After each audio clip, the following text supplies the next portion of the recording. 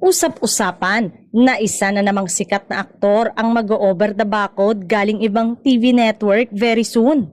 Talagang when it rains, it pours ng mga artistang lumipat sa ABS-CBN at sunod-sunod ang pagpirma nila ng kontrata.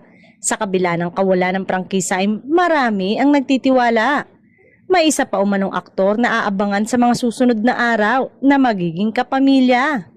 Nakipagkita na daw ang manager nito pero hindi pa siya pumirma ng kontrata sa ABS-CBN. In coming weeks, ang sagot ng manager nang tanungin kung nakapirma na ng kontrata ang aktor. Pero nag-guest na sa show ng ABS-CBN ang aktor kahit wala pa siyang kontrata sa network. Ang punteriya niya ay makapag-guest sa Maalaala Mo Kaya na tiyak na matutupad. Ang alam ng ilan ay may natitira pang buwan sa kontrata nito sa kasalukuyang network pero nagpaparelease na siya ng naturang kontrata. Nabalitaan din na nakipag-meeting ang kampo nila para sigurado ang pag-uusap ding tapusin na lang ang kontrata dito. May mga nag-welcome na sa aktor na kapamilya fans sa pagpasok niya sa ABS-CBN.